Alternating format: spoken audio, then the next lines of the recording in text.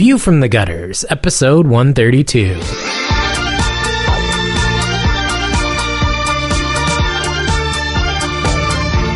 Welcome to View from the Gutters, the comic book podcast where each episode we discuss a collected edition, trade paperback, or graphic novel, and then recommend and vote on the book for the next episode. Warning. The discussion portion of this show has massive spoilers for that book. On this episode, we discuss New Frontier, and skip ahead to 114.05 to hear our recommendations for this episode. This episode's brought to you by our Patreon sponsors, Brian May, Brandon Hill, and Addison Appleby. View from the Gutters, episode 132. I'm Andrew Chard. I'm Joe Preddy. I'm Tobias Panchin, and it's episode 133. Is it really? What? Yes. What was 132? Whatever we did last week. I don't know about that. I don't know that that's true. No, you're right. It is 132. Oh my God, I'm wrong. Are you? I was wrong about it. I was like, oh my God, I'm right? sorry. Yeah, right? Okay. Wait a minute. It's because we did the long run in between. Yes, I got confused. No, I did that too, and then I was like, no. Yeah? It's only 132. It is 132. I'm still Tobias Panchin. Right. I'm Kaylee Fleeman. And I'm Kate Reynolds. There we go. And hello, everybody. I forgot to turn the fan off. Oh, God. I was hoping he had noticed. Well, it sounds horrible. I don't know if you've ever... Well, you can't. You don't listen to it because you can't hear with the headphones on. But it's just like what we sound like now, but worse. So we have to redo the intro anyway because it sounds terrible with the fan on. Let's do that. But episode 132, I'm Andrew Chard. I'm Joe Preddy. I'm Tobias Panchin. I'm Kaylee Fleeman. I'm Kate Reynolds. Hey, we're here. We're back again. Hey, everybody. Unexpectedly. Yeah. It's funny, the noises... we just had to redo the intro because we forgot to turn off the fan. Way to blow it. I totally Tell blew it. I blew the mystique. We don't have to redo anything We're ever. professionals. The weird thing is that it doesn't... It's the wind blowing over the microphone that makes it, right? Yeah. Because we can't hear that. We just hear, like, the hum of the fan. Right. But, like, I got an Echo recently. A friend of mine gifted me with an Amazon Echo, which was an incredibly thoughtful gift. I have no idea what that is. It's like... It's a thing you talk to and it does things. So, like, it will play... It'll, like... So it's like Sarah from Eureka. Kind of, yes. it's It is Siri? very much like Sarah from... It's like, it's not like... Siri? It's always on. You activate it by saying the code word, which is Alexa. I don't know why it's Alexa. And then Can you say... change the code word? Play this, or you say, like, play the Strokes, or play my Strokes Pandora station, or play this podcast from TuneIn, or... So Play literally, that sound it's I made just last Siri. night when I farted. It's like Does it Siri, but record you too? it works a lot better, and it works from across the room. And it's got a speaker on it that hooks up to Bluetooth and shit like that. You can use it to control if you have, like, the Belkin Wemo stuff, like the internet lights, I guess is how I think of them. Them crazy newfangled internet lights. But it'll turn those on and off. It's a pretty cool little device. So because it's by Amazon, can you order things off Amazon? Yes, you fucking can. Oh, God. It'll tell you what it'll tell you what the that in weather my is. house. It'll tell you what traffic's like. In case you don't have fucking eyes, Kirby asked- it's a really good thing. However, you asked- do have eyes, so what the fuck do you need it for? Well, because it's nice to come home and then just be like, Alexa, play some jazz. And I don't have to make a decision about what music to listen to or whatever. I get to feel like James Bond.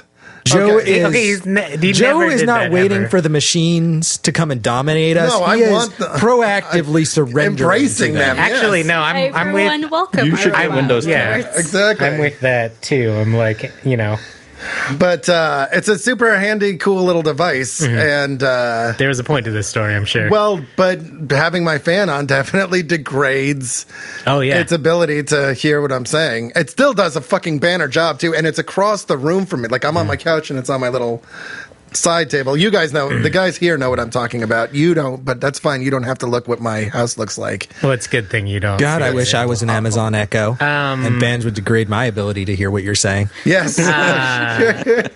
Well, there are other ways I can do that, like beating you with a mic stand. Question. Does the term, like, it does a banner job, or, like... It was a banner year. Did you say bang up? Or I say banner? it does a bang up job, Oh, I thought you said and then it's banner. like I a heard banner banner month too. or a banner year. And Well, I it was was like, like- it was a banner year. That's the thing people say, right? That's Yes, based but I on think- Bruce Banner. Obviously. Right? Yeah, Dr. because he's Bruce so Banner. good at becoming the Hulk. Yeah, Right, okay. I was just making sure. No, It's totally. because he was the smartest scientist Yeah. that they named a saint after him. Right, yeah, obviously. Anyway, this week we're talking about Joe's pick. Yes, The New Frontier Yes. by Darwyn Cooke, Yes. who I just want to hug. Yeah, me too. He's fantastic. I put this book down, like, I was finishing it this morning, and Kirby was getting ready next to me, and she's like, I kept going, God, he gets it. And she's like, yeah, I know, he gets it, babe. And I was like, but he does. Like, it's so nice, especially with the Troubles, which is what I'm referring to this era of DC Comics as. There was the Crisis era, and then there was the Troubles. My apologies to Northern Ireland. But it's so nice to pick up a book like this and just get the feeling that, like, he knew exactly what he wanted to do. It feels like a comic book. It's got all these really great moments, and it avoids a lot of the, like, more modern, darker stories where it's like, here's the really, really bad guy that they're going to be fighting up against until the very end. It's like, nobody in this book is a bad guy. They all just have different points of view, and they all get these fucking stellar moments. I know that this is just getting right out in front of it, but I fucking love the relationship between King Faraday and Martian Manhunter after Martian Manhunter saves his life, and he's like, okay, this guy is a good guy. Like, no bad guy would ever have done that, so, like, I can trust him. And they build up this beautiful friendship. Yeah. And how great is the fucking moment when Flag is like... He's up on the ship in space, and he knows he's not coming back, and he's like, put Jordan back on. And he's like, hey, I was hard on you, and I understand that. And I know I'm a son of a bitch, but I've watched way too many people die, and there was no way I was going to do that to the son of this man who I respected so much. It's like, oh, shit! Like, did that... It's like, I got goosebumps reading that. Yeah. Like, that is such a fucking well-engineered moment. Because it's not...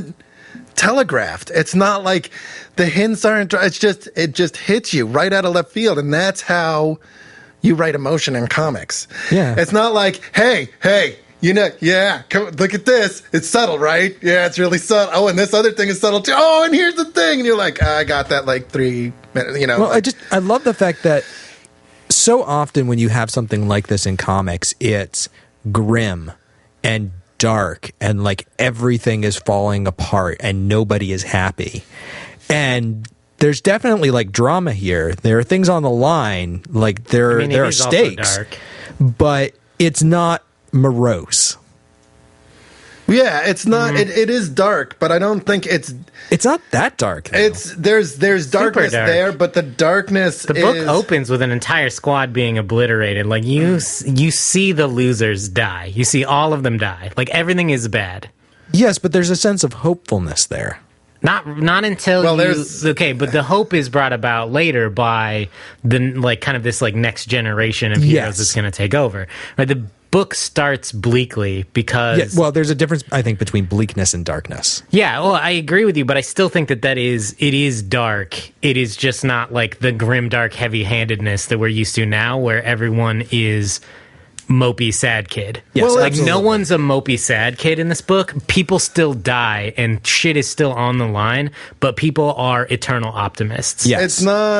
It's not the darkness. It's the difference between drama and melodrama, right? Drama comes from relationships. It comes from character development and events. It comes from well-written events, but it also it comes from the way people react to those events. Melodrama comes from like engineered situations. It's inflated. Like he doesn't need to inflate anything in this book because he does a really good job of writing the characters, of showing us, you know, he's not just like, oh, there goes King Faraday. He's the biggest son of a bitch of all, blah, blah, blah, blah, blah. It's like, you see Faraday doing all these things and you're like, is that cool? Like when he fucking goes to take out the Flash, you're like, that's fucked up. But then you see John's going like, I know you're a good man. I know that you believe in what you're doing and that you honestly believe it is the right thing. Right. And later, like, he goes to Flash. He's like, you know, no hard feelings. Like, I was doing my job. I was trying to protect the country the best way I knew how.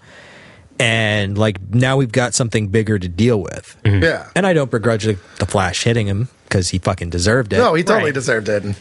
But there's more to him than just being a thug. Right. Oh, yeah. Like, absolutely. I think it would be very easy with a story like this where you're, in a sense, deconstructing the end of the golden age and the beginning of the silver age and turn that into something dark and gritty and be like, the Flash is a rapist and King Faraday's a pedophile and like everything's dark and bad and like they're hunting communists and they're just like single-minded assholes who are trying to destroy things.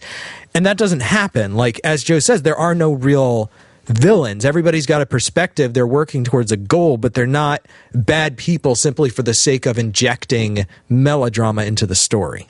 I think it's really telling. A lot of the modern DC writers, no offense to people who are trying to make the best of a shitty situation there, but a lot of what DC doesn't understand about its villains is like, they don't give them any kind of reasonable motivation. They're just like, well, why are they bad guys? It's like, 'cause they're bad guys. Well, what does they do that makes them bad? Bad guy stuff. And it's like, well, but wait, there's got to be more to it than that, right? You guys like thought about this a little bit. You're professional writers. Like, there's got to be another layer there to this. So to combat that, like, the good guys have to come about and like, what's their deal? They're good guys. Well, why do they? Can hear Dan you DiDio, can, like, right? Responding in exactly that Like, manner. it's like, wait. They're good guys. Guys, come on, they're good guys. Like, take 2 more seconds and think about it a little bit more. Well, Right. What sets this apart so much is it feels like, I think Joe already said it, like, it feels like someone fucking thought about this. Yes. Like, it Yeah. feels It well feels thought like somebody out. cared about Yeah. the characters, not taking a character and being like, well, I like the Martian Manhunter, but it'd be cooler if he was like killing people and zapping old ladies with his heat vision and like Yeah. ripping people in two. It's like, well, then find another character to tell that story with. I'm sure that will be very compelling when Then you you tell should it, Rob contact Mark Liefeld, Millar. but don't Yeah. do it with Martian Manhunter, you know? And Like, I think this is something that comes up with a lot of writers who play in other people's sandboxes a lot. There's a writer I really respect and like who I talk to about this kind of stuff a lot. And it's always, we always talk and then it'll come up like, oh, and I figured out a way to fix this. And referring to like the DC universe or whatever. And they're like, I'm going to fix this thing or fix that thing. And it's like, I don't know that anything really needs like fixing when you're talking about someone else's universe. You just like, you have to kind of roll with it. I mean, like now, obviously, post New 52, I wish a lot of things were fixed. But this was back in the Crisis era. And it's just, if you have a story to tell about a specific character that completely changes everything about that character, it's like what Joe said. It's like, just use a different character. I think that what makes this book work so well is that he is telling a story about these characters, maybe a deeper story than could have been told in the late 50s, early 60s, or when was Flash? It was like 68? It was 56. 56. 56. It started in 56. This story takes place starting at the end of World War II in like That's 44, right. 45. Mm-hmm. Most of it takes place between about 1953 and 1959. Yeah, it'll have the year numbers on a lot of the pages. Yeah, and but it stuff. doesn't always. It doesn't, yeah. But when it shows the Barry Allen getting hit by lightning, like it definitely says 56 on that one. I think And they all became superheroes in the story in the year that the characters were invented in the DC universe. Right. Even if they were different versions of that character. Yeah, I think that that's a really big deal, is retelling versus rewriting. Like, this isn't revisionist history. Yeah. This is just like, let me tell it again. Well, yeah, I mean, going to what you were saying, I think that there's a difference between fixing something, which is to say, like, oh, well, we told a story this way and then we told it this way, and those two things don't match up. Like, there's inconsistencies or, like, continuity glitches or whatever, and, like, we want things to make sense. Like, Power Girl isn't Superman's cousin anymore because that's Kara Zor-El. Then who is Power Girl? Right. Like, that's fixing something. Right. You can't fix something when it's fine the way it Right. is. You just don't like it being that way. Like, that's Right. not fixing it. That's just changing it. Yeah. And this is not, like, I think this story works because it's not trying to fix anything because nothing was broken about those stories. Right. It takes the ability that modern comics has that it didn't have in the day because of the Comics Code Authority, and lets you show things like Wonder Woman freeing these sex slaves, giving them weapons and letting them mow down their oh my captors. God, how great is that? Which is amazing, but I love the conflict that brings up between Cal and Diana, because that is a major difference between those two. Is, Superman wants to avoid conflict. He doesn't want people to have to die. But Diana's a warrior, and she's like, I gave those people the means to get what they needed from that situation. And now, it is worth noting that this is a different Earth in the multiverse. Yeah. I mean, things are not actually in continuity, but no, I dig that. Yeah, me too. I mean, I wish this were the continuity of the DC universe. Oh, it'd be amazing. Like, I wish they just canceled everything that was coming out now. Just put this out again and was like, all right, time to start from here. Darwyn Cooke takes on all of these. It's just like, we've got to figure out cloning, because he gets it. I was talking to someone the other day, a friend of the show, Monty Pell, about how what I really love about the DC universe is I feel like everything fits into a specific timeline. And that was what I loved about Crisis Era DC, is I felt like it had a specific things start here, then they go here, then they go here.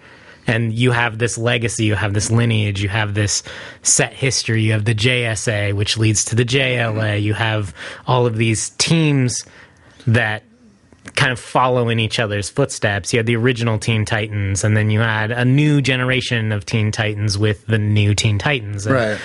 And then you had another generation after that. I think that's what made DC such a cool place. And I just wish everything felt like that still. And I think that's what's really missing for me in the New 52 is a feeling of temporal placement like this. Yeah, absolutely. Kaylee, you started to talk several times during that whole thing. Yep, I sure tried. One of the things I wanted to bring up was how Darwyn Cooke kept a lot of the cheesiness about certain characters, like Martian Manhunter being a very cheesy character who watched a lot of TV, who loves Oreos and soda, and says, like, gosh dang it and stuff, because he learned all of his culture from watching television. But he also adds this layer of kind of social issues that weren't really being discussed in comics to that level yet, especially during the Silver Era, when these comics were originally being rolled out. You didn't really have people discussing the undertones of racism in the same way that New Frontier is discussing it, because at that time you're still too close to it, and you couldn't really look back. You couldn't really look back and see the issue with hating, pinkos and everything like that, and that sort of really awful ideology that a lot of blue-blooded Americans took. Well, the Red Scare was too close to home still when a lot of those books were coming out. Literally ongoing. Yes. Oh, yeah. And I did love a lot of the little notes that he threw out, like Pieface showing up, who was a character, a sidekick of the Green Lantern at the time, who was basically constantly getting damseled, and Hal Jordan would have to come in and save Pieface, and he was this huge kind of racist stereotype. Yeah. Which was on, but Cooke kind of manages to work him back in there and do something interesting with him, even if it's just for a couple of pages. Well, and he gets a direct Tom gets a direct response to the Pieface thing, doesn't he? Yeah. Because his reaction to it is to be like, don't fucking call me that. Yeah. And I also wanted to mention in passing, in reference to how kind of lighthearted Martian Manhunter is with the golly gee, and him being such a good, he's such a good guy. All the cops are like, how are you such a stereotype of a good guy cop. The brief scene with the Spectre and Captain Marvel and the Phantom Stranger and Dr. Fate and Zatanna, it's this one little thing that you just see and then it moves on because it doesn't really need to deal with them. But I thought that he got Billy Batson just effing right. Oh, yeah. Pitch perfect. And stop wolfing your ice cream, Billy. And he's like, yes, Miss Zatanna. But he spouts off this incredibly noble, wise soliloquy, and then he's like, ice cream headache. Yeah. He's there's that juxtaposition of being a child but also possessing great wisdom. Yeah. That most people don't get. Yeah. With that character. Yeah. But I come away from this book and it's like I opened the stupid. I was talking about the book with it. Darwyn Cooke gets it. Yeah, like he's seriously thought about. There's a scene in the end of the book. It's in the epilogue where Cal is like is standing with John and they're looking out and you see the farmhouse. Yeah, and without any words at all. You know, it's raining and the sun is like coming down. It's like this incredible moment because that could have been anybody, but Darwyn Cooke knew it had to be fucking Superman because Superman knows he's the only person that knows how John feels about having a home that he can never go back to. Yeah, and like having that moment in there, it's like the perfect fucking metaphor for that moment. It's got to be Superman doing that. It's got to be saying, "This is where I came from." And you also have like several moments throughout the book where John, before he meets Clark, is like watching the Max Fleischer cartoons, the cartoon reels during the serials when he's at the movie theater, and he's like, I wonder how he feels about not being human. Yeah. Maybe it's easier for him because the people can see him. That's the way he looks. And because people can respect him. And that kind of like plays into like why he looks the way he looks. I love it when people will go back to write comics about characters who look kind of ridiculous and find a good way to make them like fit into the universe a little bit more. I loved it in Age of Ultron, where the reason Vision looks like Vision and has a cape is because like he's like looks up to Thor, like saw Thor's cape and was like, it's time for me to have a cape now. And it's like that kind of explains why he looks the way he does without being, weird about it, or like, I don't know, making them all wear black suits all the time for no reason, or leather jackets. There's a way to make a superhero's costume make sense without having to be like alter it super in a major way. That's what I liked about when Martian Manhunter finally does decide to take on his like classic look. I still don't really get the bondage X straps, but it's whatever. He likes it. He saw it on TV somewhere, so he's into it. But I like that he got the cape because he's thinking about like that more friendly image, like what Superman. No, he looks like he's intentionally aping Superman. Yeah, I think it's cool. I agree. It is fucking. That's like everything about this book. Well, I don't know if the creators of Martian Manhunter were aping the fact that Superman wears the cape. Well, no, I mean they were drawing him in the way that you would draw a superhero, which is like Superman. Right. That's I've had this conversation multiple times with my brother. There's a website that we both like to check out called Project Rooftop that's just fan redesigns of superheroes, and some of them are good and some of them are not. And they did a contest at one point where it was just everybody redesigned Superman. And all of the costumes all the redesigns fell into about 3 different categories. There were the people who tried to make him look like super alien. There are the people who tried to make him look like a 30s steelworker. And there are the people who tried to put him in battle armor. And none of those things really work for Superman because he's not an alien. He's from Kansas. He is the quintessential American immigrant. He doesn't wear battle armor. Doesn't need it. Because fuck you, modern DC. He doesn't need it. Yeah. It makes sense when Wonder Woman wears Kryptonian battle armor, okay? And like the whole steelworker thing, like it's an anachronism. It doesn't have anything to do with who he is. Superman's costume is simple and it's iconic because it's the prototype of all superhero outfits. Yes. If you look at like what does a superhero outfit look like? Well, it's tights and it's got trunks and it's got a cape. Right. And then it's got his symbol on the chest or her symbol on the chest. And that's it. And that's what Superman has. And you can't redesign that very easily. Like you can change the cut of the cape or the symbol has changed change the shape of the symbol a little bit, make the S a little bit more stylized or less stylized. But you can't really add anything without it feeling unnecessary because it's so simple.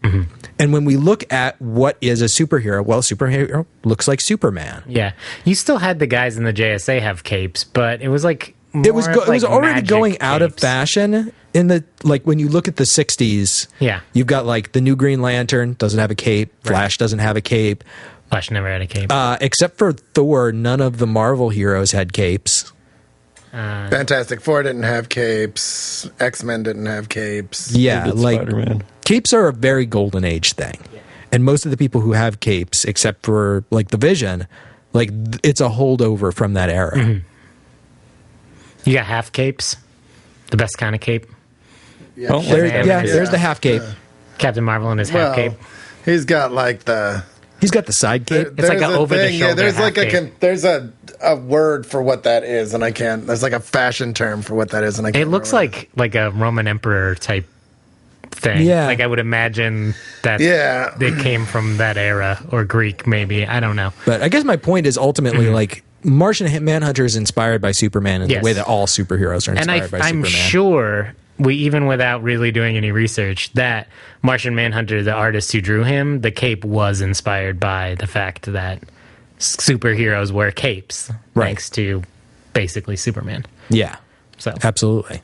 And Green Lantern, who had a cape, who was, I think, the only member of the JSA who had a cape, it looked more like a magic... Dr. Fate had a Dr. cape. Midnight Spectre had a cape. Our Man had a cape. Our Man had a cape. The original JSA. Yes. The guys who didn't have superpowers. Some of them had superpowers. No, Rex Tyler had... The Atom. No, he didn't have a cape, but Rex Tyler was... No, he did. The Atom? No. The original Atom, I'm pretty sure. I'm gonna look it up. I know that Our Man was an original JSA member, and he took a pill, and he had powers. For an hour. How'd you guess that? And Dr. Midnight also had some kind of a cape. I don't know that it was a full cape. And he had powers at midnight. He was a blind surgeon with an owl. Yeah. And his powers were also The fighting. original. Okay, so it's not a period drawing, but I'm going to hold up the character design for the original Atom, and he did have he had a half cape. I remember or a three-quarter cape, I remember guess. the like suspenders things, but I thought he didn't wear a cape. Nope, he totally There he did. goes. He doesn't have powers. He was like a judo expert. That was his superpower. I'm pretty sure that he was just like... He was like a fighting guy. Yeah, he just liked to fight. Like, he wasn't even trained. It was like he was just a Wildcat, tough guy. too. Alan Grant. Yeah. Who is one of the best characters in this book. The original Red Tornado had a cape.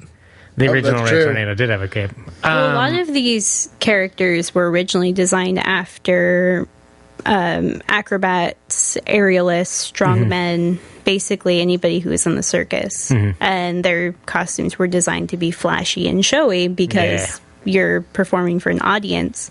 And so the next logical step, if you are designing a superhero, is going to make them as flashy and showy as you know how, which is to ape this style. And a lot of, not the acrobats so much, but there were definitely a lot of capes and robes worn. Well, Zatanna literally wears basically a stage magician costume with a cape.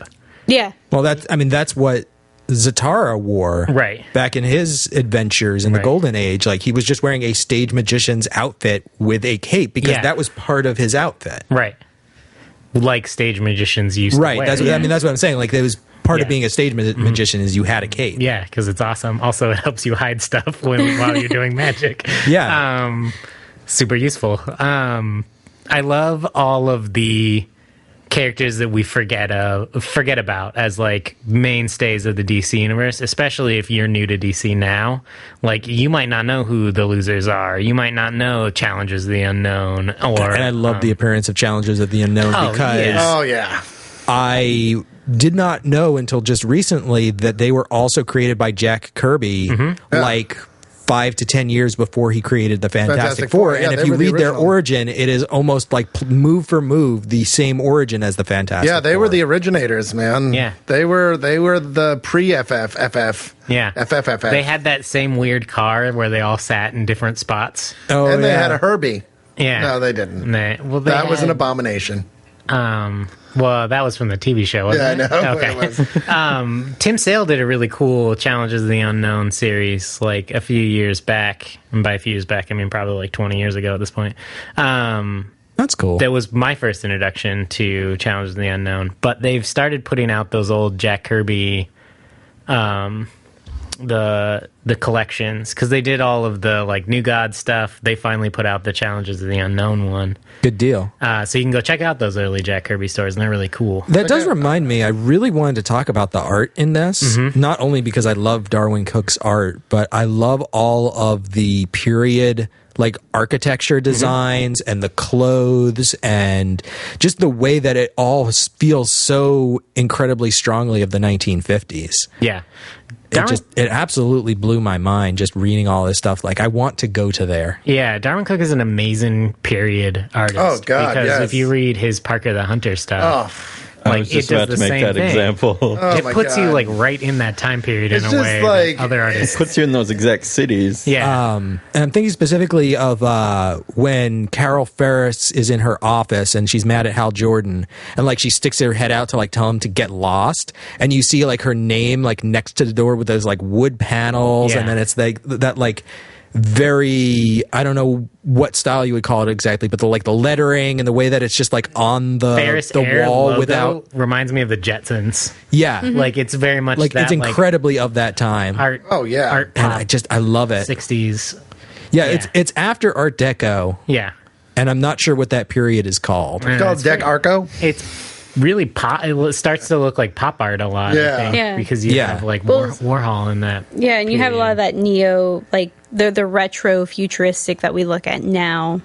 That we call retro welcome to the world of tomorrow. Yeah, exactly. Yeah. And I'm sure my mother will pop up as the first comment on our Facebook page when this episode goes up to tell me exactly what it's called. Yes. Yeah. She won't With, now that you've said it. Oh, No, she she's would have anyway. absolutely. She is a master of the esoteric. But I love that too, because the first time you see him drive into the Ferris air, like air testing when he base- drives under that thing with like the spindly legs. Oh yeah, that is like straight up Tomorrowland, 1960s, early 70s. Yeah. Like it just is. 50s. Not early, even, late 50s, early 60s. When they originally built Tomorrowland, like everything looked like that, and I think it's striking how much of a time period that puts you in.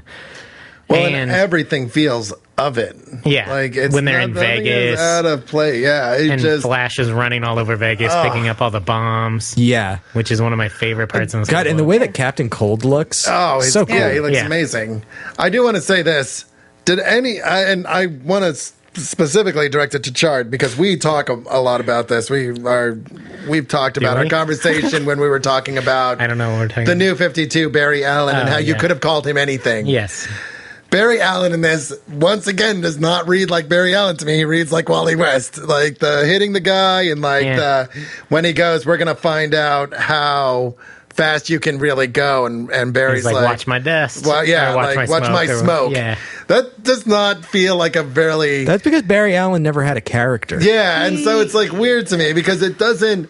I was thinking about this and I was like, all right, do I really want to say that this sounds like Wally West, or am I trying to get at is it's weird because Barry Allen was never really given that strong a personality because of the time he was created. I don't know. I think Barry has personality traits. They're definitely watered down in a lot of the same ways that all characters from that time period kind of were watered down. milquetoasty to me always, like kind of like, hey dear, I'm gonna go out and fight crime now. I think that the difference is Wally is like a fun character. Yes. And Barry is a character who gets put in fun situations. That's fair. Like, my favorite moments between Iris and Barry are when she's like, all right, well, I'm going to break up with you because you're always late. So I won't break up with you if you're not late to the next 12 dates. Right. It's like, what? Like, who would ever? That's stupid. That's ridiculous. Iris, that's the dumbest thing I've ever heard. But Barry's like, okay. Yeah. And like tries to do it, but he's the fucking Flash and he can't.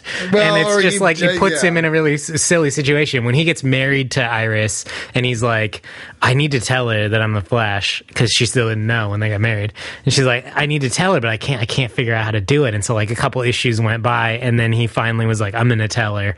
And she's like, yeah, I know you're the Flash. Get out of here. And he's like, what? How do you know? And she's like, you talk in your sleep. Now go save the city. Like, go away. Like, he's in funny situations. And I think it was just kind of the difference of the way people wrote back. Yeah, maybe. That's totally fair. Because I still think it will, like, it works as a character. And although I think this is a deeper characterization than Barry's ever gotten. Oh, yeah, I agree. I kind of feel that way about everybody. Slam Bradley has internal Can monologue. we talk about Slam Bradley, please? I hate to bring it up because I knew Joe was going to do that. But I feel like the conversations that Slam and Johns have about people like Gordon, people like Faraday when he shows up to take the scientists away, like, I think that's got to be more characterization than Slam Bradley ever got up until Brubaker brought him back. I wish that we could have a comic that was just the adventures of John Jones and Slam Bradley. Oh, yeah, as cops absolutely.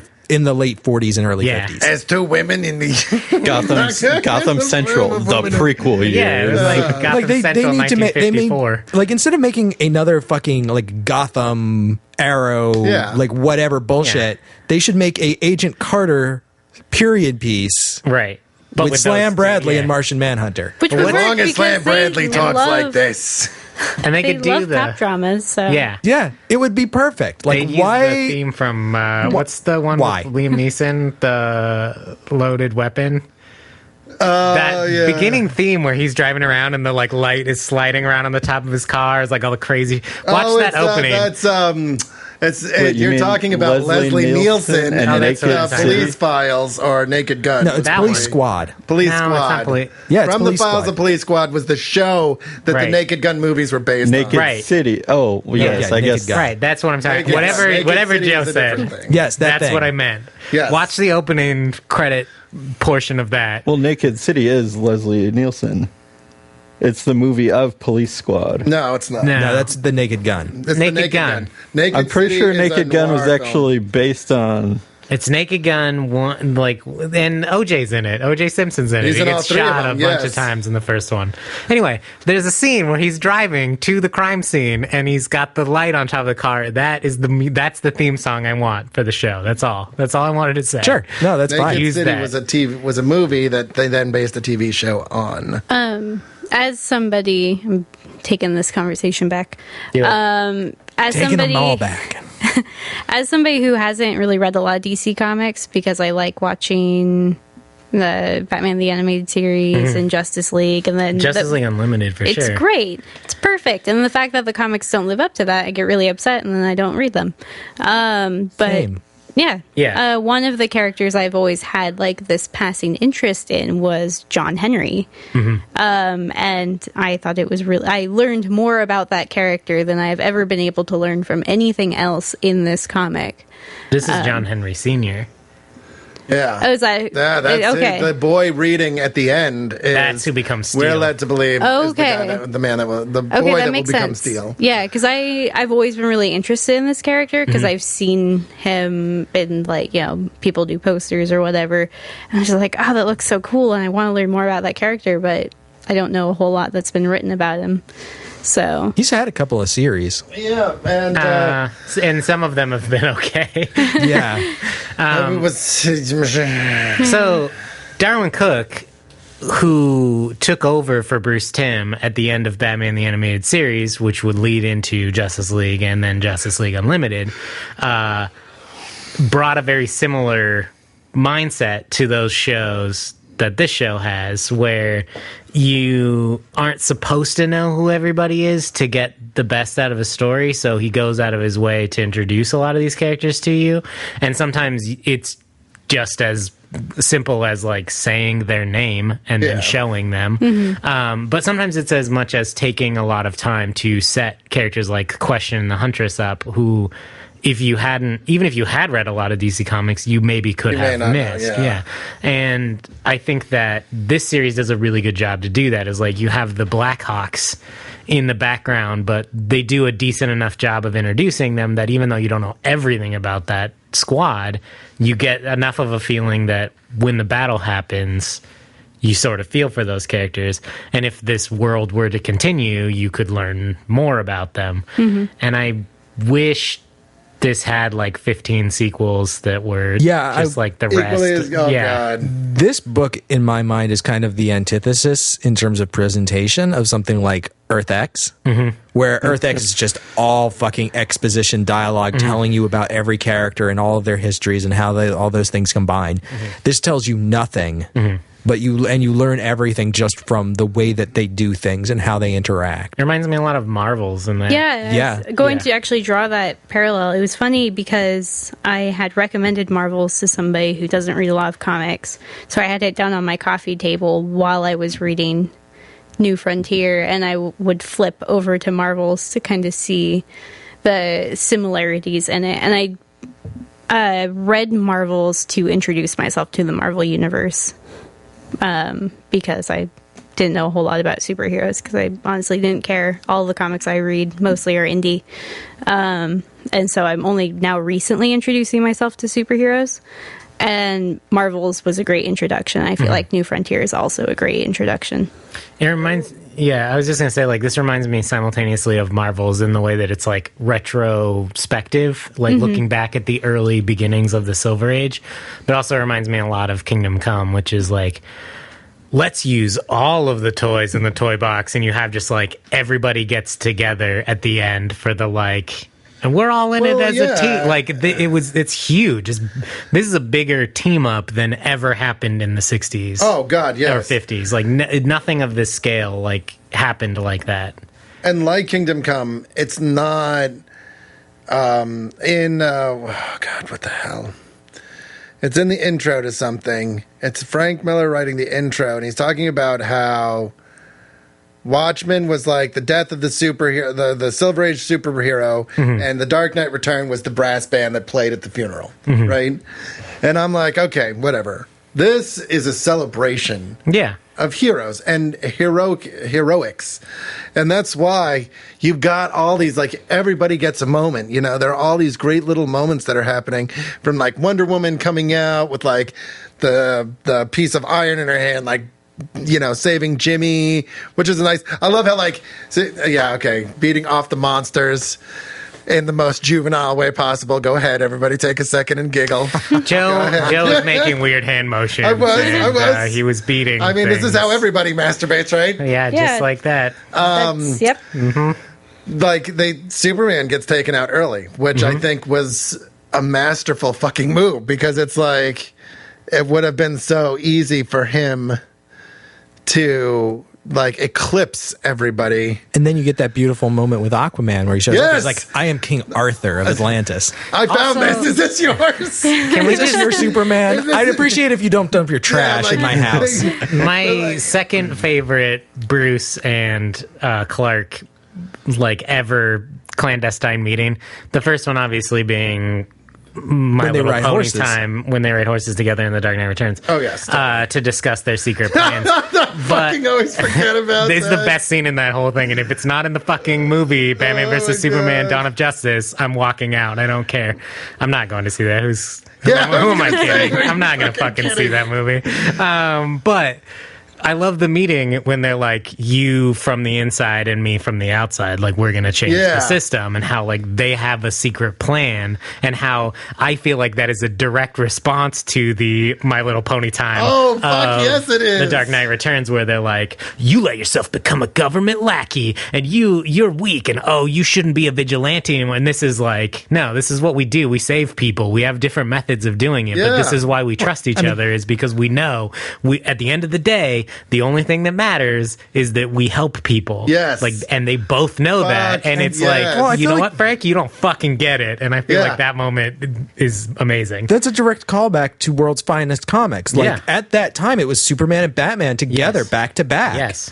Like, they were the way friends. they fucking should be. I totally agree. And I also love the reasoning, because another thing that Frank hates that I don't, whatever. Frank hates Robin. Like, this has come out a lot of times. Like, Frank Miller doesn't like Robin.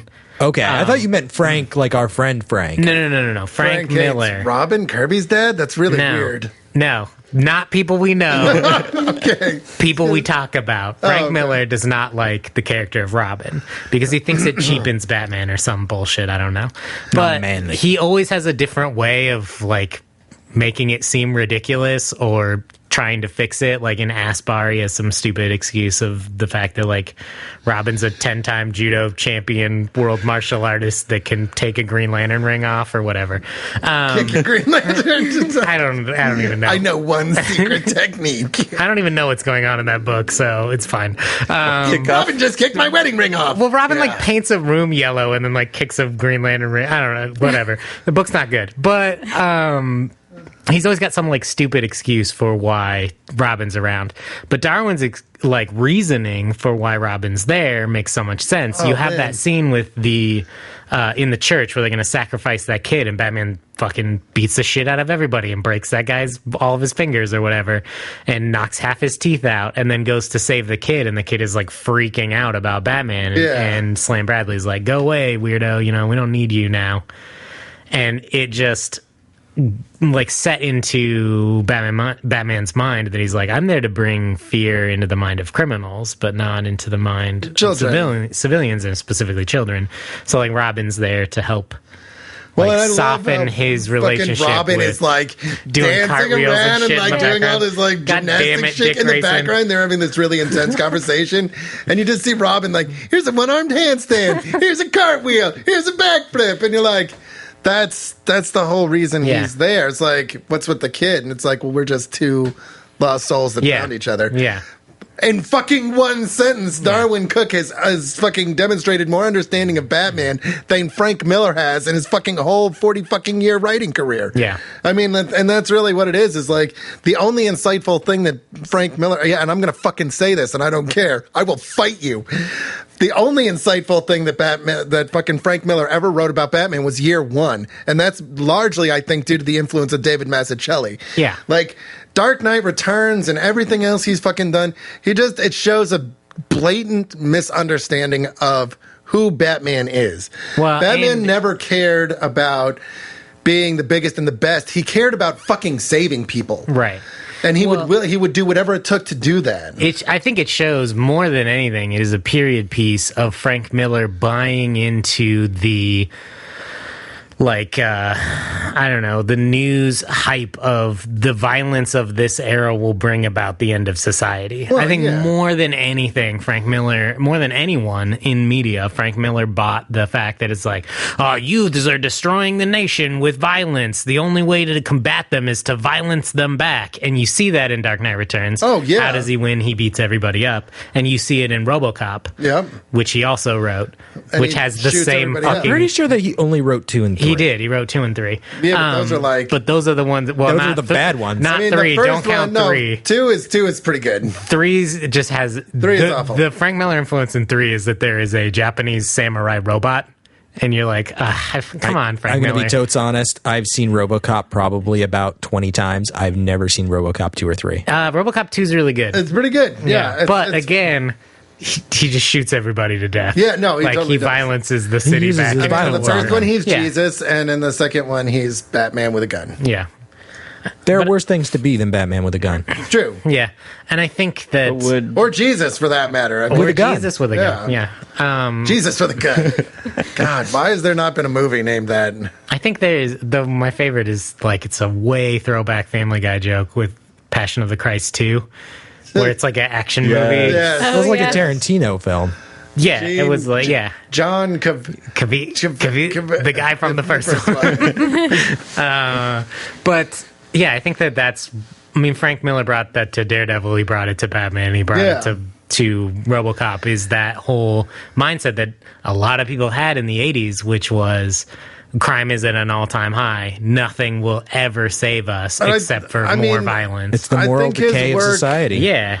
I think his work on Daredevil is more tame, largely. Yeah. Because it wasn't all just him. Like, he had collaborators. And a lot of it happened before the 80s. That's absolutely true. So but he, like, was leading into that. But there are just so many moments in this where you see that, like... Barry reading Flash comics down by the fucking river, you know, where there's no van because he does not live there. I think that, I mean, he took everything about Silver Age comics that made them cool. Yeah, well, I mean, kept that. It's obvious from all the references and the characters and how well they're characterized that he really did his research. He really appreciates these characters. He put a lot of thought into what he was doing and what he was trying to say. And that comes across very clearly on the page. And God, I just wish that there was more comics. Wish there was more stuff like this. I wish current DC was more like this. Me too. I wish DC would just be like, Darwyn Cooke, we're going to give you a book that is all about your planet in the multiverse that you created in the New Frontier, and you can tell all those fucking stories. I just think that Bruce Timm, Paul Dini, and Darwyn Cooke need to hollow out Dan DiDio, Jeff Johns, and Jim Lee and wear them like skin suits. That would be the most beautiful. I'm just seeing Dan DiDio going, they're good guys. They're good guys. Do you not get it? It's like, we'll just do another reboot. It's okay. I hate that have man. not yet siphoned enough souls of our tears of children yet today. I hate that man. But I think something that this does that we're all big fans of, Justice League Unlimited, Batman the Animated Series, and which all of those three Superman the Animated Series. Yeah? Yes, including Superman the Animated, which is not as good, but still good. It was good. I liked it. It got better as it went on, and it kind of bridges into Justice League. Yeah. Yes. It took a little bit to find its legs. Yeah. Like a lot of flies. Superman stuff. Yes. Although I will say, if you have not ever watched any of those old Max Fleischer Superman cartoons, Amazing. you should, because they are fucking amazing. God, yes. Brilliant. I was thinking about this the other day. The reason that Batman the Animated Series works better than Superman the Animated Series, I think, is Batman just has more interesting villains. I agree. And Superman, they don't, because it's easy to do a villain of the week show with Batman because he has, and even the ones that suck, they took time to make interesting. Well, like Batman can... Mr. Freeze. Batman can also have his villain just be some dude that's like robbing banks or kidnapping children. Superman can do that too. It's true, but Superman got a little bit heavy into the, what scheme has Luthor cooked up this week? Yeah. It's harder to do a villain of the week when your only villain is Luthor for like a considerable amount of the show. A bald disco dude. Just not enough Toyman episodes is what I'm trying to say. Well, there was the one with the giant ape. Particularly challenged Joe. Yeah. And the one with Bizarro. Yeah. There's some good ones. Again, I think the show's okay. I think that the reason Batman worked right out of the gate better is because... Yeah, well, I mean, I think it's important to note that we all kind of grew up with those cartoons. They were our first introduction to these characters and these universes, and I think that has biased us a little bit in terms of how we think about these characters in these universes. But remember absolutely. But remember, we're seeing... I made you a convertible. We're seeing the DC universe that has been filtered through the lens of guys like Bruce Timm and Darwyn Cooke and Paul Dini, who grew up reading comics in the Silver Age. So I think that there's a difference between wanting to recreate what you read as a kid, Jeff Johns, and taking what happened in the Silver Age as this is the past. I'm now going to carve a future. Well, there's a difference between it's like retelling and reviewing. Well, it's like the idea of building off of something that's already there, or we'll just take these characters and put them here. And you think, or refreshing, like the new Daredevil. And I think that what really tells me that more than anything is in the back pages when it's like special thanks to Carmine Infantino, to Jack Kirby. I loved all the that he thanked people like Jack Kirby and Bill Finger. Yeah, absolutely. Julie and I Schwartz. think that what the difference is when you want to recreate the Silver Age, what you're doing is forgetting about guys like Marv Wolfman and people that would come along and write the next generation, the third generation of DC, and do stuff like the new Teen Titans and write characters like Wally West, like William Messer Loeb, right, who was writing and The Flash, Mark Wade, and Mark Wade, guys like Ron Mars on Green Lantern, which was he wrote a majority of Kyle's run. Grant Morrison rebooting the Justice League. I think that what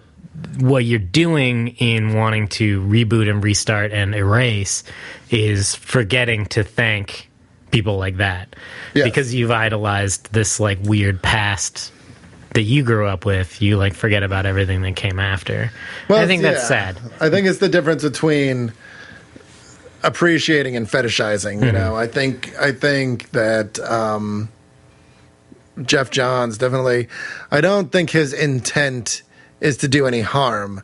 I just don't think he can see beyond his own fandom. He's very caught up in like, when I was a kid, I wanted to tell these stories. And now I can tell these stories. And really, I think the question should be, how can I tell these stories? Yeah, or why is it important that it's Barry Allen? Yeah, exactly. Like, why? Like, yeah, why what Barry is it about Allen? Barry Allen? Like, can't we have a third person? Like, it doesn't have to be Wally Right. West either. Like, you literally could have You been. could have made a his new- name literally could have been Fred Armisen. It could have been Fred Armisen. You could make. I mean, like, what happened to Bart was unfortunate, I want but to see Fred Armisen play the Flash. they could have made He plays another. Speedy Gonzalez. They could have made another Flash for Yeah. the New 52. And Yeah. Well, that's the thing is that you have a world of infinite possibilities because it's made up. right. Yeah, You can absolutely. make up anything that Right. you want. What if- and instead they said, I'm going to go back and I'm going to dig up this thing that was buried Right. and I'm going to bring it back. Because they like the name Barry Allen. Right. And for no other reason. and it has, It's because it has frustrating. nothing to do with Barry Allen as he No. was. No, it doesn't. It's frustrating. I've been thinking about this a lot. I was talking to. I work with this guy that's really like. He really liked the Nolan Batman films, which is fine, whatever. And like he's really excited about Batman versus Superman, and he really like egged me to watch the trailers. And I was like, dude, I'm not going to be nice about this. Like, you do not want to know what I think because I'm not going to be nice. And like he finally pushed me too far, and then I savaged them, and he thought it was hilarious, and I was like, okay. And then like we were talking about the end of the third Batman movie and how that Robin reference, that was maybe it was because it was the last thing in the movie, but that's one of the things I stick to is making me really despise that last movie, is it felt like such a tacky fucking pandering move when you could have handled it so much better. You could have had him going out to Wayne Manor and like snooping around and finding a secret entrance, and there on the fucking Bat computer is a package, and he rips open just a piece of the package, and there's you just see a flash of green and a golden R, and that's fucking it. That's it. Or, I don't know, maybe it's too much to ask, but maybe David Goyer could take a fucking writing class and learn to all right. put words to I didn't page. want to fucking get Just too far into that, but yes, I agree. The man It's cannot fucking write a story. What if you had picked up Batman #1 of the New 52, and Bruce Wayne's walking around doing shit, and then it's like Batman watching Bruce Wayne on television, and you're like, oh shit, because the new 52 Batman is an orphan. He grew up in an orphanage and golfed with them, and he never knew his fucking parents, but he saw the orphanage that he lived in was awful, and people were kids were getting beaten up and shit, and so he fucking pulled himself up, and he figured out a way to fucking do it, and now we have no fucking idea who Batman is. We have no idea how he's going to react in new situations. Well, that's the like, beauty of a reboot. But yeah, like I think that getting back to New Frontier quickly. Sorry, I was really excited about that. My only question for you guys is, in my mind personally, I think the book works better if you know a bit more about DC. But do you think people could really? I mean, I think it works on some level because it does a good job of introducing everyone. Do you think you have to have a cursory knowledge of DC in the 50s? I haven't decided yet. I don't know. I think because I don't have a lot of knowledge of DC other than animated series and Justice League, but that was enough, and I haven't seen all of it either. So I think kind of pop culture knowledge is enough. You might get a tiny bit lost, but it's not like the story really relies on you knowing the entire backstory of these characters in order for the story to make sense. It's true. I think it's a character story. Yeah, I think it makes sense. I think there are a couple of things that are not going to have the appropriate impact. You have to know that Hal Jordan is the Green Lantern because they tease it for the entire story, and it's not until the very end that he becomes the Green Lantern, and you get that big payoff moment. And that's only a payoff if you're like, when is he going to become Green Lantern? Right. When is he going to become Green Lantern? And he goes on a bunch of different fights, and you're like, this is it. This is when it's going to happen. right. This is, okay, nope, not that one. It'll be the next fucking one. A, Yeah. God damn it, when is this gonna happen? So I think that you have to have sort of a rough idea of who the major players are. Who is Superman? Who is Wonder Woman? Who is Green Lantern? Who is the Flash? And a lot of the rest of the stuff you can pick up from context. You don't necessarily need to know anything about Martian Manhunter to appreciate his role in the story. Right. You don't have to know anything about the Challengers of the Unknown or King Faraday or Rick Flag and the Suicide Squad. Like, you don't have to know about those things. But it helps to understand, just like, okay, I know of these characters. I think I it recognize also, them. It also makes for fun, like, once you're done with the story, like, Wikipedia fodder for you to be like, oh, I just read this really fun story and I really liked it. Yeah. Now let's go find out what Rick Flag's all about or who the losers are. And then, like, you get to kind of go on these fun exploratory journeys of history. It kind of makes me almost wish there was, like, a huge companion book to this that you were meant to read afterwards that was just like the history of the DC universe in relation to... I'm pretty sure New Frontier. somebody has written that. I'm sure they've written like some kind of unofficial guide. Yes. But I think it would be really cool to have like a big DC, like a DC sanctioned one with art, with panels from those comics and with like, these are the guys that created it. This is what happened in those early stories. And like someone do a very cool... Yeah. like definitive history of the Silver Age through the lens of New Frontier. That would because I think it is the perfect lens to look back at. That'd be that insane, era. but it'd be awesome. I mean, I think it would be really interesting for some, maybe not for everybody, but for some people, I think it would be very cool. Mm-hmm. Also, can I tell you guys this? This book was written in 2004. Do you want to know what other book we talked about that was written in 2004? What's that? JLA Avengers.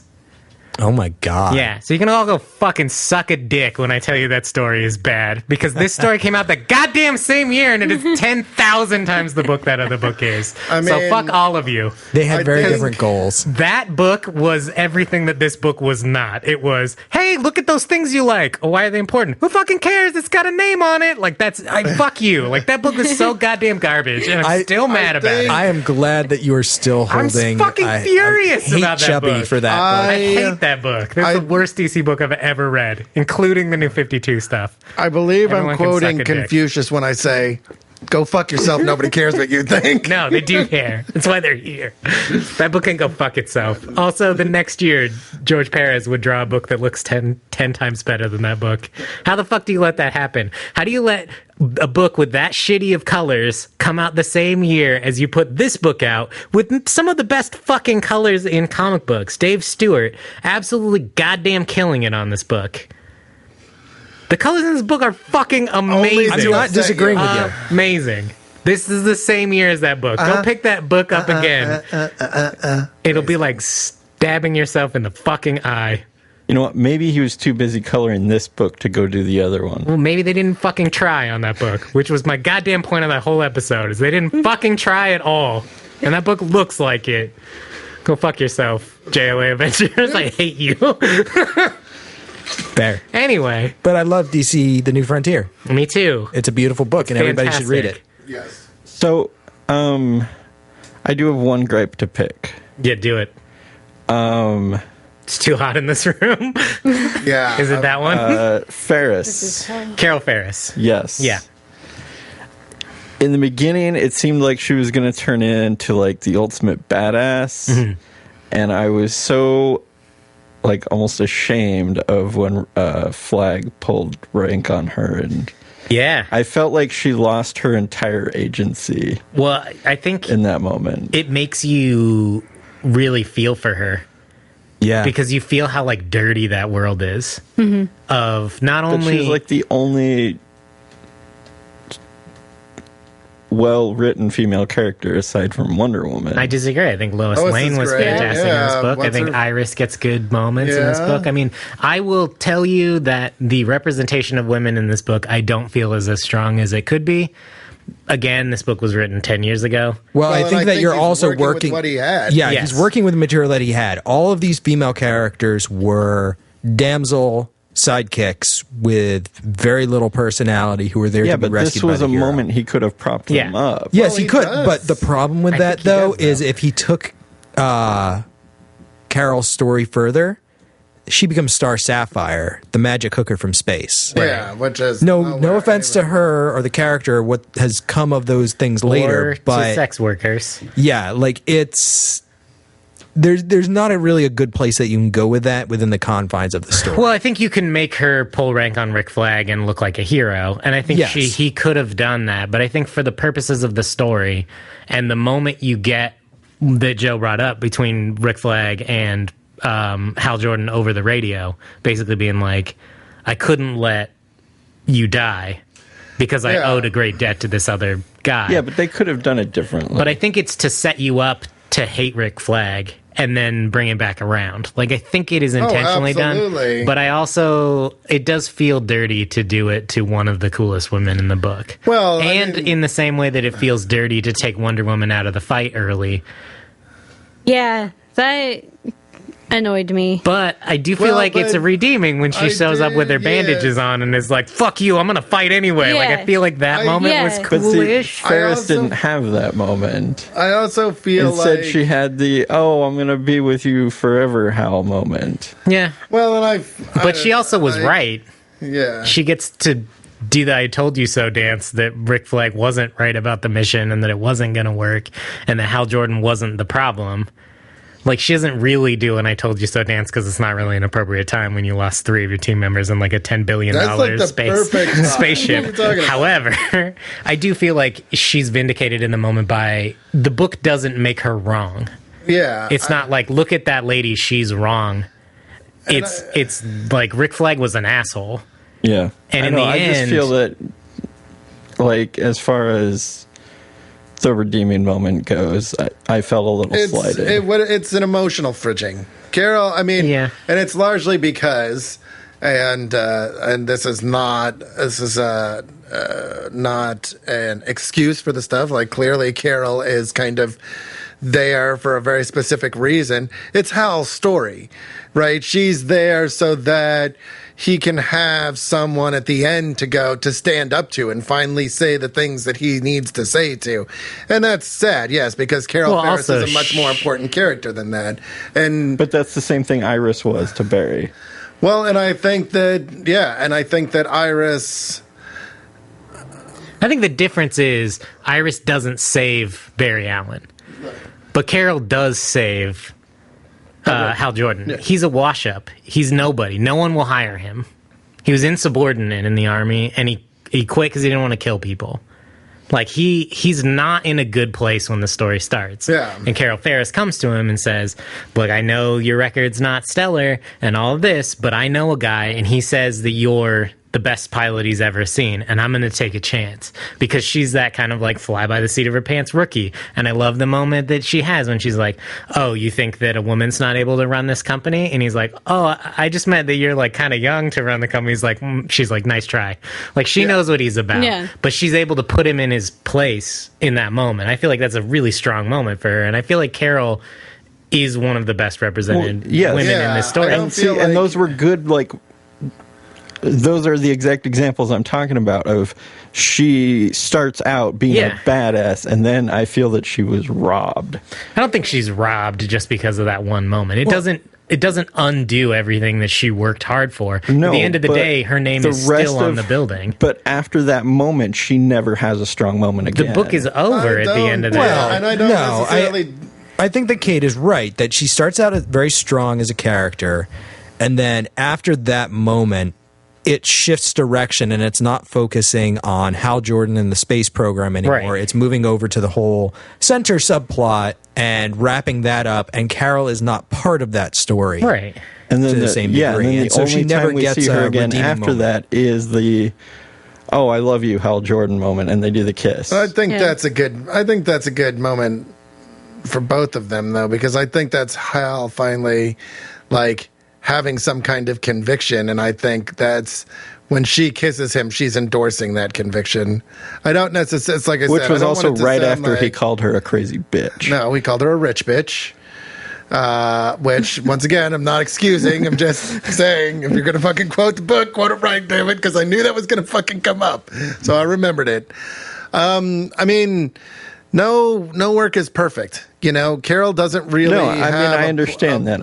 She doesn't really have a place in this. This was a gripe I had with the book, is that I felt that the representation of women could have been better, considering this was written only 10 years ago. Yes, but I think that the point stands that it was being written about characters that are 60 years old And there were no women. The women in comics at that point were there so that male heroes could save them. And I think if you look at it that way, the representation is far better. Yes, it but isn't Batman that tells But this was Superman, a reboot. They could have done whatever they wanted. But And he's it's not a doing. period He is piece. doing whatever he wants. It's a period He's telling a piece, very specific story about a very specific group of heroes. And I wish that very specific story had a better female Right, representation. and as Chard And I would agree. say and has said, then you should read something else. It's No. not a fault of the story. No, I know, but that's just my gripe. No, I got you. And I think that it is, while it is there, while there could be better representation of women in this book, I feel like what we got for characters like Lois Lane, who at the time period that this was written, Lois's characterization was not nearly as advanced as this. I mean, it is better now than it was then, but I feel like it has to start somewhere. And I feel like books in the 2000s that were coming out at the same time as this, like maybe, I don't know, JLA Avengers, which has no fucking representation for strong female characters, were worse. And I'm not saying that just because other works were worse makes this an excuse. I'm just saying also, it could have been worse than this. At this point in Image, you had women, it was like a contest to see how little fabric you could put a woman in and still not have to put an adults only stamp on your cover, you know? Like, I think that there are some really great moments. I think Lois up there going, we are going to fucking cover this story. I don't like telling all the men in the plane, you will not fucking turn away. We will get this coverage. Is pretty fucking badass. I think Wonder Woman going, hey, wake up, Cal. They're fucking using you. Yeah. They don't care about our goals. They only have their own goals. I think that's a great fucking character moment. And when she's like, they need a leader. Yeah, I mean, it's not fucking Batman that tells them to shape up. It's fucking Wonder Woman. She's like, wake up. Which is another reason I draw a parallel between this and Kingdom Come. Is because it's Wonder Woman comes into giving, she's just like, giving Cal the wake-up calls. And there's this, can I just point out, like, there's this great moment where Soups is with her, where Cal is with her, and they kiss, and Kirby is like, what the hell? Why are they kissing? Whatever. And on like the next page, Superman is like, my best friend is like at death's door right now. And I fucking love that moment. I fucking love it because it's like, it is this idea that they can just be friends, that there is a closeness there that is not romantic in nature. That it is. I mean, you can. I think that it is in the same way that Kingdom Come ends with the two of them together. Like, there is a universe in which Cal and Wonder Woman have a romantic relationship. Well, yes, but at the bottom line, they're still partners and they're still friends. Well, and I think that's why I think that line is deliberate, though. I think he didn't. It's not like my girlfriend's. My girlfriend is in the car. It's just.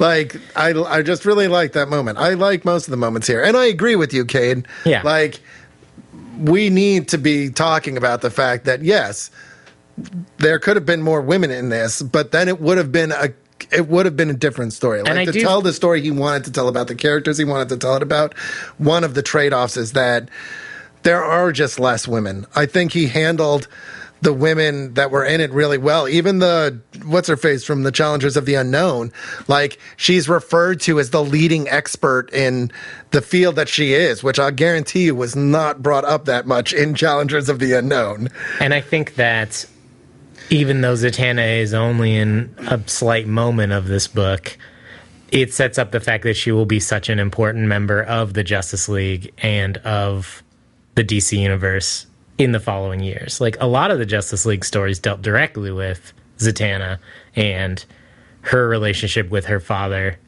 and losing her father.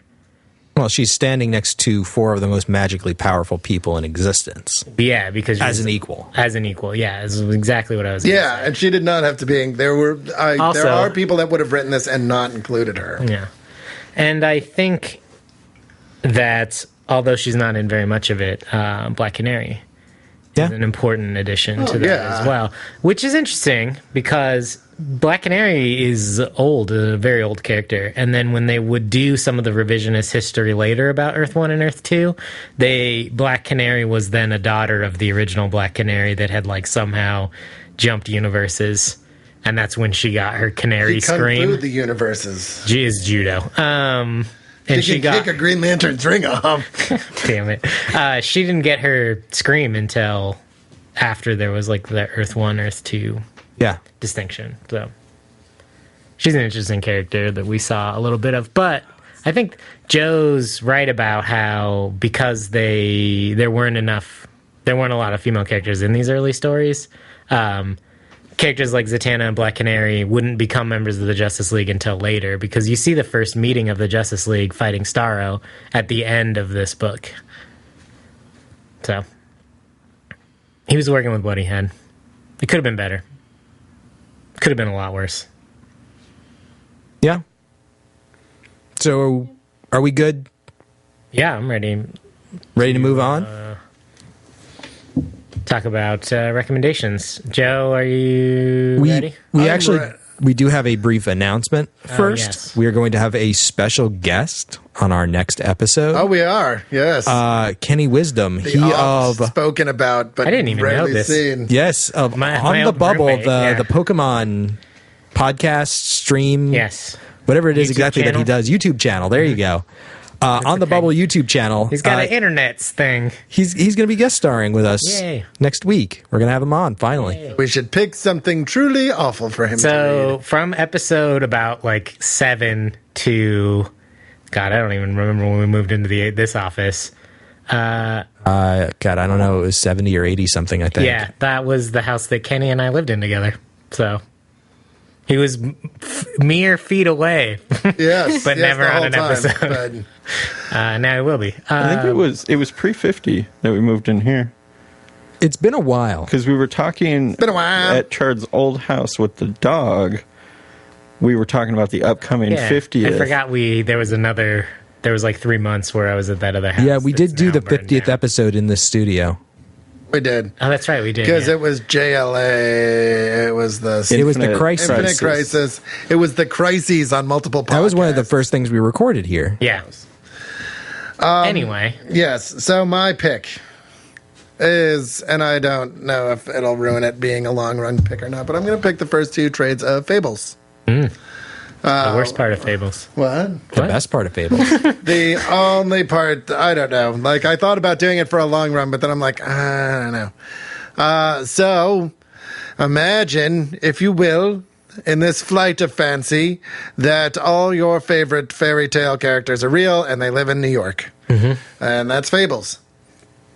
The end. Really, pretty much No it. need to read the book. It's it's a book about stuff and junk. I fully don't expect it to get voted for because I honestly am running out of shit to fucking recommend faster than I can think of things to recommend. Focuses on the big bad wolf. The big who's bad a wolf, who is detective. he's the sheriff. That's right. Of Fabletown. The mayor is Old King Cole, and his assistant or deputy mayor, I think she actually is the deputy mayor, is Snow White.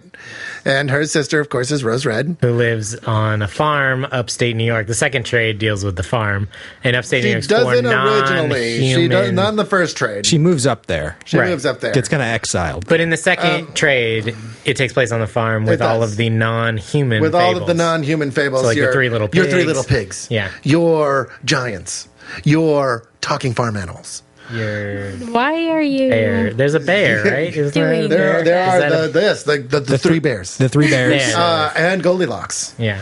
There's a duck or a goose or something. The goose that lays the golden eggs. Yeah, whatever. Yes, Those clearly. things. Those guys. Which is an integral part of Fabletown.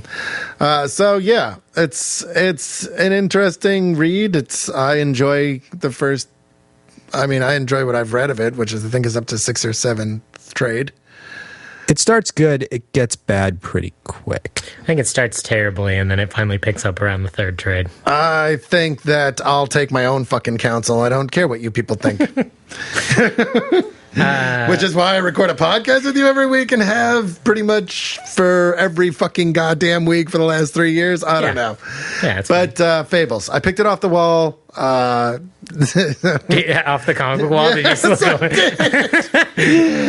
But I can't figure out what to recommend because I came right from work. I didn't have any time to think about it. I was just like, haven't read that. I read Fables. I could do the first 2 trades of Fables.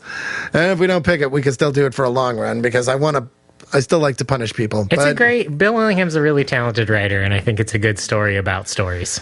I feel at this point it's a little too long for the long run. Well, the first 75 was going to be the end. He was going to end it at 75. I think and then he was like, JK, keep going. No, they're at 140 plus some side material. Right. And so I feel like if you read 1 through 75, that's enough for a long run. I agree. And I think it's the better half. Okay. But there you go. That's just... Don't take my word for it. Dude. Thank you. Cade, what... Sued.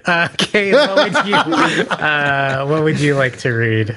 All-Star Batman and Robin. Oh, great. It's super good. Yeah, what's your pitch for this It'd be great, though. So I'm actually going to bring... I had a plan, but I think I'm going to forego the plan. Skip the plan. And Plan B. Pitch something that's been pitched many, many times on this show, at least 3. And that is Freak Angels by Warren Ellis. What? Siri? Shut up. Now we are going to get sued. Show you this. Oh, okay. It's weird. All right, thanks, Joe. Also, Siri, shut up. Cade, what were you saying? I'm sorry. Freak Angels. Freak Angels by Warren Ellis. Yeah. Did we not read this? Oh. No. Oh. No, it's been pitched by me twice and Matt once. Toby, did you bring this over? Oh. No, okay. I have not read this. Oh, okay. Brant might have brought it. I don't know. He might have. I don't remember. Anyway, is there anything in particular you'd like to say about it? Okay, so it was originally a webcomic. It is now printed in trades. There are 6 trades. It's about 30 issues. Mm-hmm. I was trying to convert how many pages it is to how many pages per issue, and it wasn't working correctly. So it's anywhere from 28 to 31 issues if you're looking at it from an issue standpoint. So I didn't think that was too long considering it's the entire work. So this is a comic set in London. 20 years...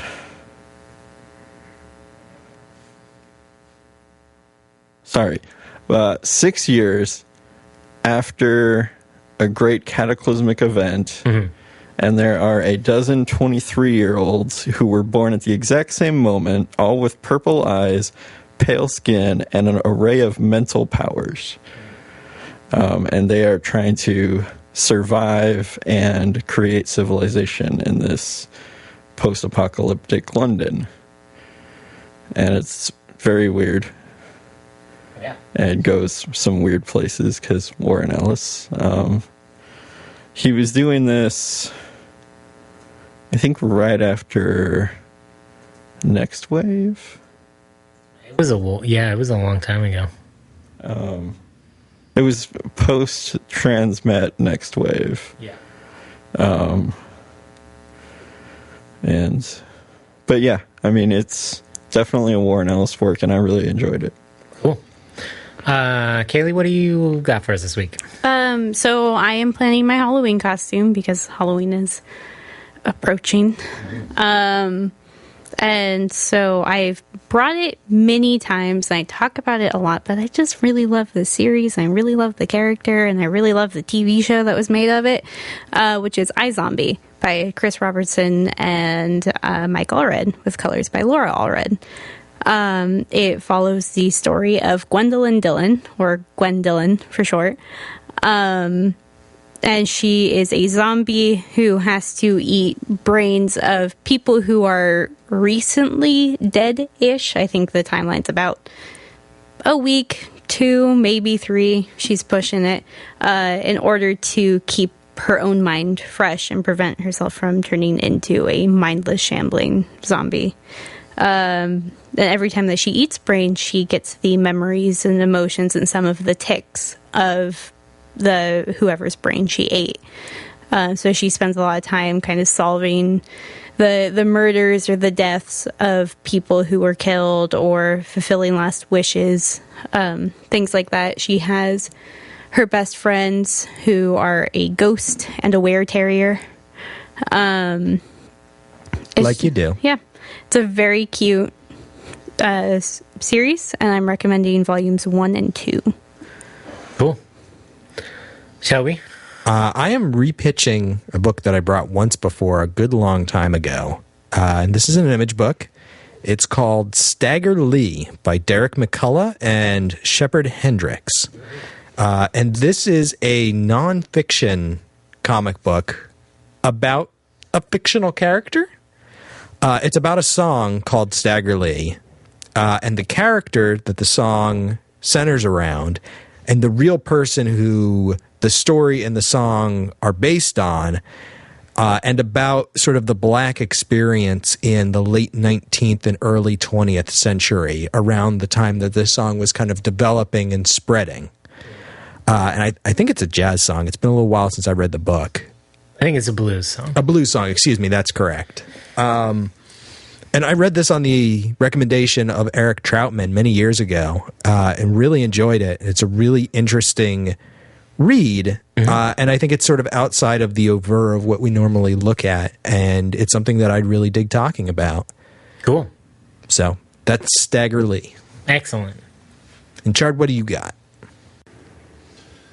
So this week, now that I'm done with my weeks of Image, I have my massive backlog of books I've been reading, but are not Image books, and I haven't been able to recommend. So this week, I will be recommending a book by Chandra Eckert and Claudio Sanchez with art by Daniel Belize, which is called Translucid, and it is from Boom Studios.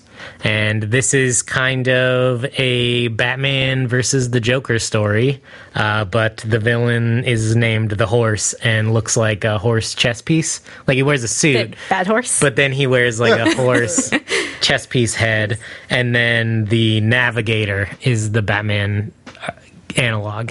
And basically the Horse is like, look, you've been kind of off your game lately. I got to see what's going on with you. And like goes after the Navigator in a very specific way to kind of test his resolve. And it's a 6-issue, one trade, one and done, the complete story. And it's fucking absolutely amazing. The art is super surreal and mind-blowing because a lot of what the Horse uses is these like hard light silhouette stuff that he's created, like these holograms. It's set in like a near future.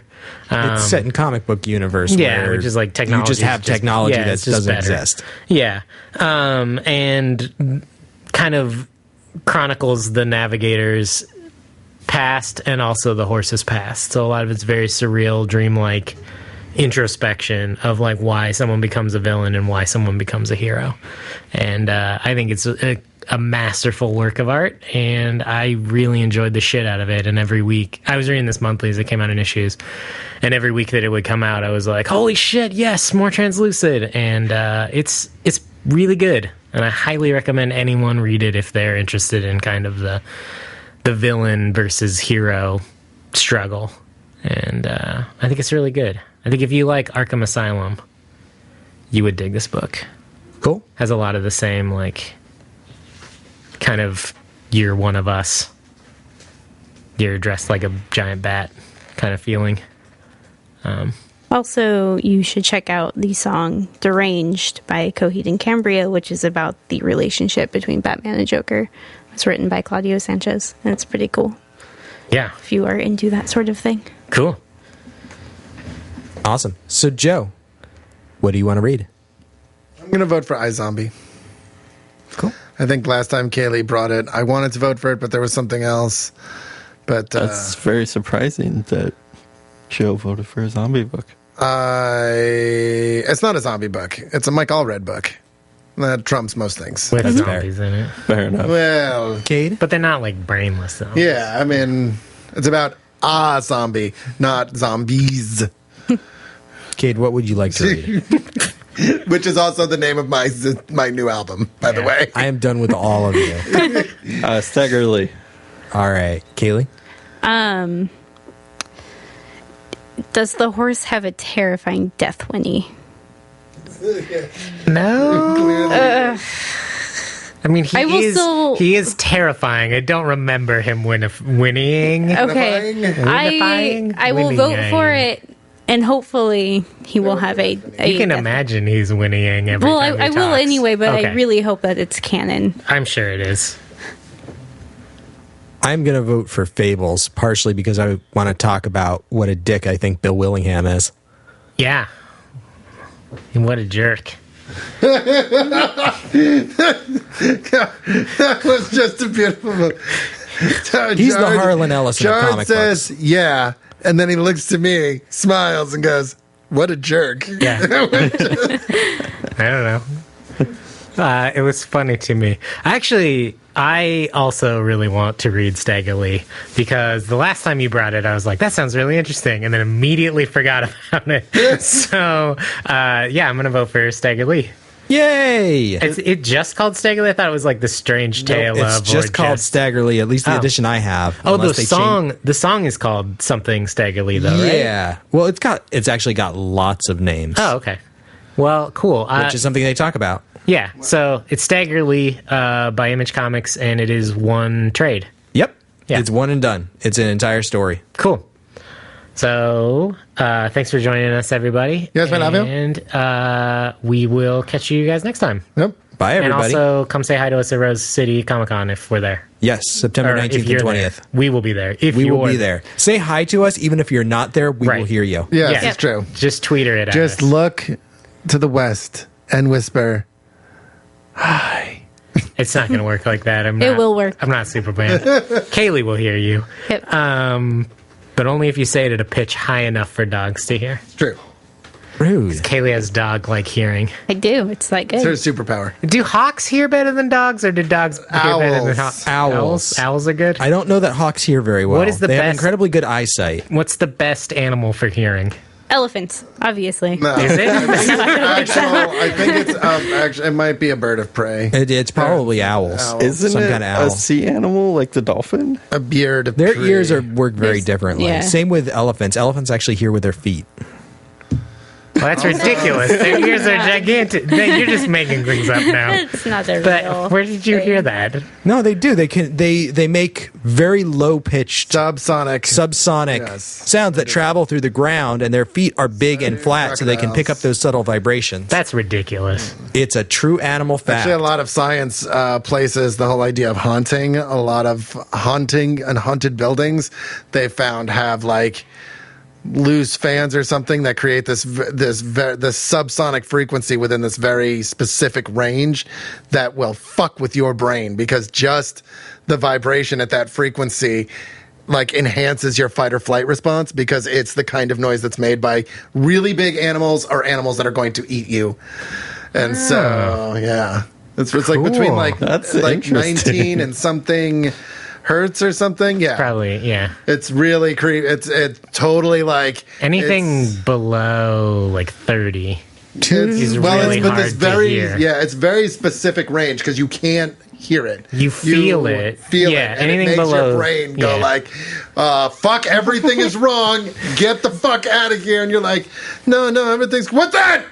Tune in next It's a week for ghost. more of View from the Gutters knows nothing about science. We know. Nothing. I know what I read. I on have the approximate interwebs, okay? knowledge of many things. Bye, everybody.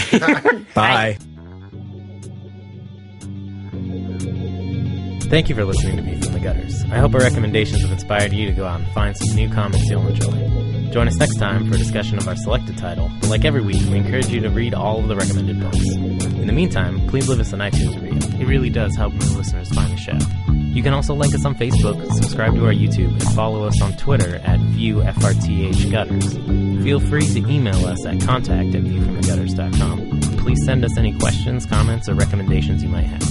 Be sure to subscribe to our YouTube channel as we post new videos every week. And thanks again for listening. And as always, keep reading.